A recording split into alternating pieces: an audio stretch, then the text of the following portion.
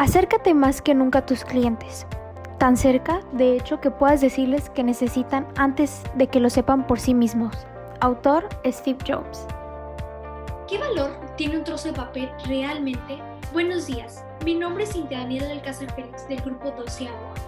En el siguiente proyecto estaré hablando acerca del dinero y su valor, al igual explicando qué son las finanzas, qué tipos de finanzas existen, cuál es su origen, qué son los activos financieros, etc. Pero también estaré explicando para qué nos sirve el dinero y qué es lo que realmente vale, ya que muchos piensan que solo es un trozo de papel. Mi objetivo durante este proyecto es claramente dar un valor a ese papel y explicar cómo es que lo podemos hacer funcionar y aplicar correctamente, pero también que conozcan un poco acerca de todas las áreas generales de las finanzas. Temas a explicar. 1. Finanzas. 2. Evolución de las finanzas. 3. Economía financiera. Y 4. Cómo funciona el dinero y su valor. ¿Qué son las finanzas? Las finanzas estudian el proceso de circulación del dinero, es decir, la forma de obtención y administración de fondos. Hace referencia a la búsqueda de un aumento en las ganancias sin invertir más de lo aconsejable, es decir, minimizando los riesgos de la inversión. ¿Qué tipos de finanzas existen? Número 1. Finanzas corporativas. Estas se enfocan en el estudio de la obtención y administración de los recursos de las empresas. Por ejemplo, ¿en qué proyectos productivos se debe invertir?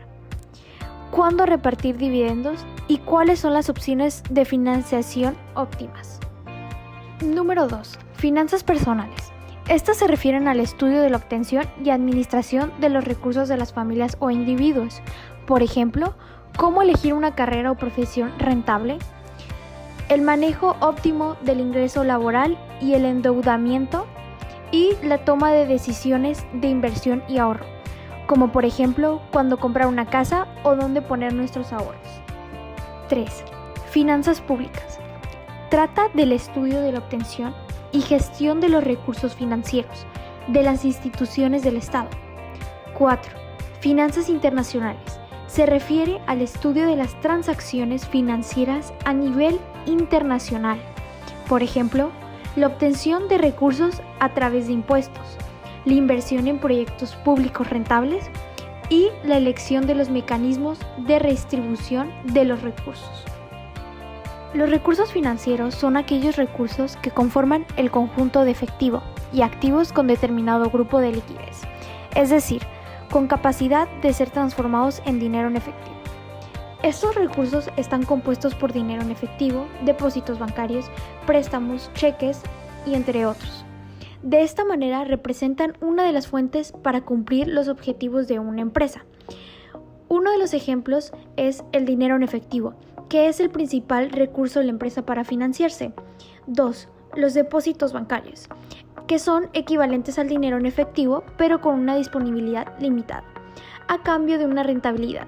Hoy en día con bajos tipos de interés, es una opción residual. 3. Créditos o préstamos concedidos por el banco a largo plazo, a corto plazo, con garantía hipotecaria, etc. 4. Divisas en moneda extranjera. Son equivalentes al dinero en efectivo, pero su valor fluctúa dependiendo del tipo de cambio. Un activo financiero obtiene su valor de ese derecho contractual. Gracias a estos instrumentos, las entidades que poseen deuda se pueden financiar y a su vez las personas que quieren invertir sus ahorros consiguen una rentabilidad invirtiendo en esa deuda. Un ejemplo de los activos financieros sería que uno de los activos financieros más conocidos son las acciones. Una acción es una parte alicuota del capital social de una empresa, es decir, si una empresa está dividida en 100 acciones, para comprarla tendríamos que comprar las 100 acciones. Seríamos, por lo tanto, dueños del 100% de la empresa. Del mismo modo, si compramos 30 acciones, seríamos dueños del 30% de la empresa. Una acción, aunque representante parte de una empresa no supone un activo físico, no es una mesa, una fábrica o un ordenador. No puedes verla, a menos que tengas el título en papel, y en cuyo caso veríamos el papel, no su valor real. Mercado primario. Es aquel mercado en el que se negocian por primera vez los títulos de nueva emisión. Por ejemplo, cuando una empresa sale a cotizar a bolsa por primera vez. 2. Ampliación de capital de una empresa mediante la emisión de acciones por un determinado valor. Y 3. Emisión de bonos corporativos y gubernamentales. Mercado secundario. Se trata del mercado en el que se intercambian los títulos. En este mercado, los compradores y vendedores están simultáneamente participando en la determinación de los precios de estos títulos. Pueden participar de forma directa o mediante un agente de valores o corredores de bolsa. Por ejemplo, la Bolsa de Comercio de Santiago, en Chile, Japan Exchange Group en Tokio y Hong Kong Exchange en China. Características de los activos financieros. Número 1. Rentabilidad. Cuanto más interés aporta el activo, mayor es su rentabilidad. Número 2. Riesgo. Es la probabilidad de que el emisor no cumpla sus compromisos. Cuanto mayor sea el riesgo, mayor será la rentabilidad. Y número 3. Liquidez, que es la capacidad de convertir el activo en dinero sin sufrir pérdidas. Recursos de las finanzas. Contabilidad. Es una herramienta clave para conocer en qué situación se encuentra una empresa y con esta documentación poder establecer las estrategias necesarias con el objeto de mejorar su rendimiento económico. Finanzas conductuales. Describe cómo se comportan las personas y cómo toman las decisiones.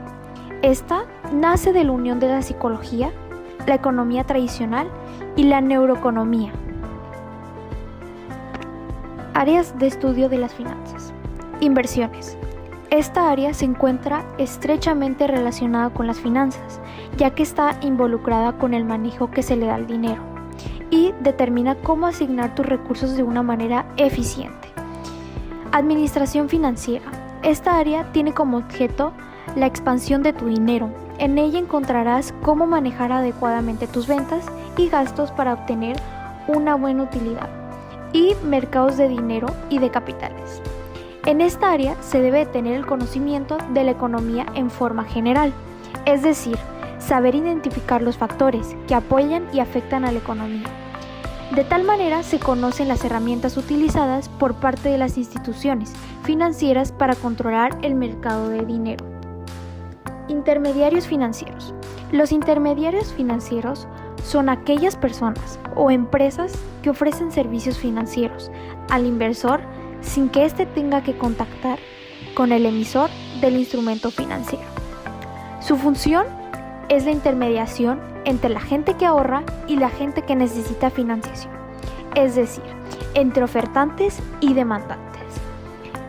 Uno de los ejemplos son compañía de seguros, fondos de pensiones, empresas privadas o profesionales que actúan como asesores e intermediarios financieros independientes. Evolución de las finanzas. Origen de las finanzas. El origen de las finanzas puede encontrarse alrededor del siglo XV, con el surgimiento del capitalismo. En esta época, cuando comienzan a desarrollarse los bancos comerciales que ofrecen servicios de intermediación, préstamo y ahorro. Etapa 1, 1900 a 1929. Irving Fisher habla de una nueva rama de la economía, denominada finanzas, basándose en el vocablo latín del dinero, el cual era finus. El objetivo principal de las finanzas era el obtener fondos. Sin embargo, esta etapa de crecimiento teórico y la falta de experiencia resultaron en la caída de la bolsa en 1929. Etapa 2, 1929 a 1945. Durante esta época hay un periodo de pobreza, en donde había un contexto de quiebra empresarial y alto nivel de desempleo. En esta época las finanzas se van a dedicar a preservar los intereses de los acreedores, es decir, recuperar los fondos. Etapa 3, 1945 a 1975. En esta época se generaron alrededor de 30 años de crecimiento económico, con una tasa promedio de un 5%. El surgimiento de la computadora y la electrónica, al igual que las mejoras y avances tecnológicos, favorecieron el avance de las comunicaciones, transporte, calidad, el comercio, etc. Etapa 4, 1975 a 1990. En esta etapa, el crecimiento económico visto anteriormente se vio limitado por la crisis de petróleo de 1973, la cual elevó los costos de producción de forma drástica. Etapa 5. 1990 a la actualidad. En esta etapa se han visto grandes avances en la economía global.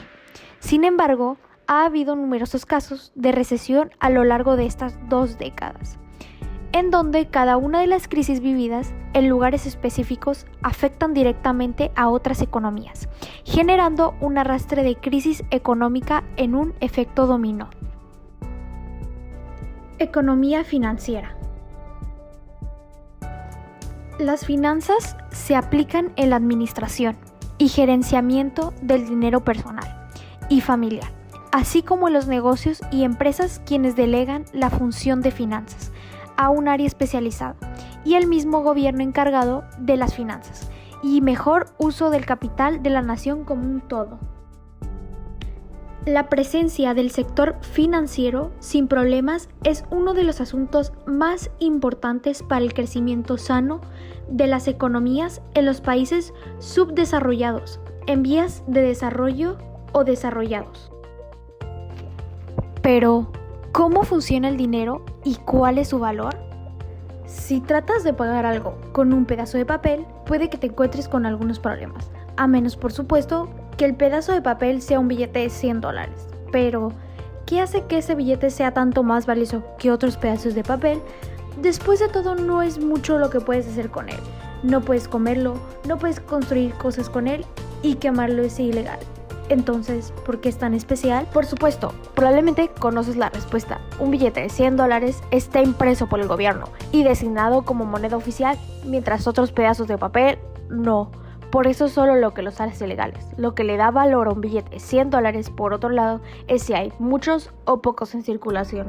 A lo largo de la historia, el valor de la mayoría de las divisas, incluido el dólar americano, dependía del valor de las materias primas y de la cantidad de billetes en circulación. Pero luego de que Estados Unidos aboliera ese sistema en 1971, el dólar se convirtió en lo que conocemos como moneda fiduciaria, o sea, no relacionada con ningún recurso externo, sino que solo depende de las políticas de gobierno para decidir cuánto dinero imprimir. Parte del gobierno estableció estas políticas, el ejecutivo, el legislativo o el judicial, ninguno de los anteriores. De hecho, la política monetaria está establecida por el independiente Sistema de Reserva Federal, conocido como la Fed, y compuesto por 12 bancos regionales en las ciudades más grandes del país. O de gobernadores, que es nombrado por el presidente y confirmado por el Senado, reporta el Congreso y todas las ganancias de la Fed van al Tesoro de Estados Unidos. Pero para asegurar que la Fed no responda a la influencia de las vicisitudes políticas del día a día, no está bajo el del control directo en ninguna parte del gobierno. Entonces, ¿por qué la Fed no decide imprimir infinitos billetes de $100 para hacer a todos felices y ricos?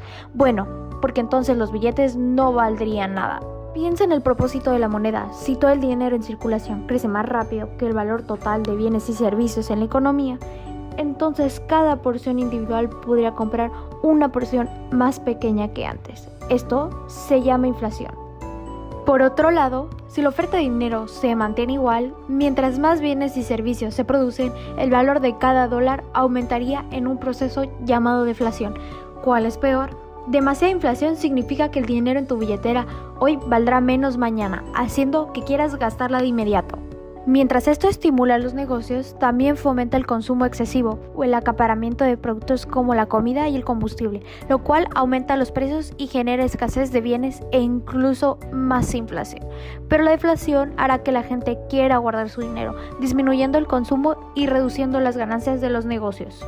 Genera más desempleo y una mayor reducción en el gasto, haciendo que la economía siga decreciendo, aunque la mayoría de los economistas creen que tanto la inflación como la deflación son peligrosas en exceso, es necesario para incentivar el crecimiento económico. La Fed usa una gran cantidad de información económica para determinar cuánto dinero debería estar en circulación, tasas previas de inflación, tendencias internacionales y la tasa de desempleo.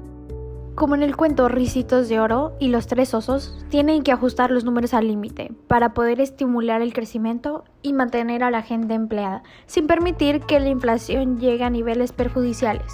La Fed no solo determina el valor de ese papel en tu billetera, sino también tu probabilidad de obtener o conservar el trabajo donde ganas ese dinero. En conclusión, en este video, que espero que les haya gustado, explica cómo se crea y funciona el dinero desde la antigüedad y a su vez es nuestro mundo financiero y social. El problema nunca fue el dinero, el verdadero problema somos nosotros en el uso y la importancia que le damos a esto. El problema nace cuando dejamos que nuestra vida gire en torno al dinero y no el dinero en torno a nosotros. Gracias.